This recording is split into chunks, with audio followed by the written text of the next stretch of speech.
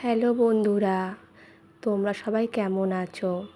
সকলেই বুঝতে পেরেছো আমরা চলে এসেছি মহাপীঠ তারাপীঠে। অবশ্যই বন্ধুরা, একটি মনস্কামনা পূর্ণ হওয়ার জন্য আমরা সপরিবারে চলে এসেছিলাম মায়ের কাছে। সপরিবার বলতে বাবা ছিল, ছোট জামাইবাবু, ছোট দিদি এবং আমি। তো সেটাই তোমাদের সামনে তুলে ধরেছি। এরপর আরও ভিডিও আসতে চলেছে বন্ধুরা, একটু সাপোর্ট করো তোমরা। তো দেখো, এখানে একটু রিলস বানিয়ে নিয়েছি। সকাল 2:30-র সময়, রাত 2:30-র সময় আমরা উঠে স্নান করে আমরা কিন্তু চলে এসেছি পুজো দিতে। এরপর আমরা খাওয়া দাওয়া করে আবার বেরিয়ে পড়েছিলাম একটু ঘুরতে। সমস্তটাই তোমাদের সামনে তুলে ধরবো। সকাল সকাল 6টার মধ্যে পুজো দেওয়া হয়ে গিয়েছিল।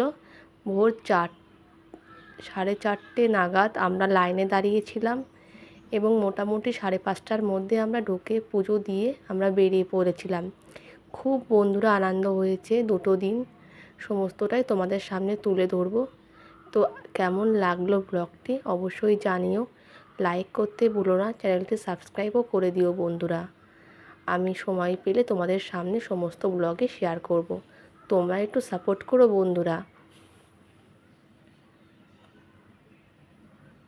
তো দেখতেই পাচ্ছ, এটি হলো পুজো দেওয়ার পরে এটি হলো তারাপীঠের মহাশ্মশান, যেখানে নিরাপত্তা, শান্ত পরিবেশ, কীর্তন হচ্ছে, মায়ের চরণ ধোয়ানো, সমস্তটাই বন্ধু এখানে হয়। এখানে একটা শান্তি আলাদা বন্ধুরা। আমার তো বারবার যেতে মন চায়, তবে সপরিবারে। তো দেখতেই পাচ্ছ, কেনাকাটা এখানে শুরু হয়ে গিয়েছে আমার আর দিদির।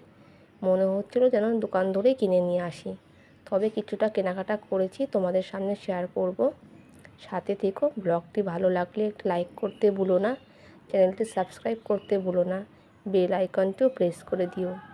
তো শ্মশানে এখানে দিদি ধূপকাঠি ধরাচ্ছিল, আরতি করছিল এবং সমস্তটাই তোমাদের সামনে তুলে ধরছি বন্ধুরা। তো দেখতেই পাচ্ছ, এটি হচ্ছে গেট তারাপীঠের। তো ব্লগটি ভালো লাগলে লাইক করে দিও। টাটা বন্ধুরা।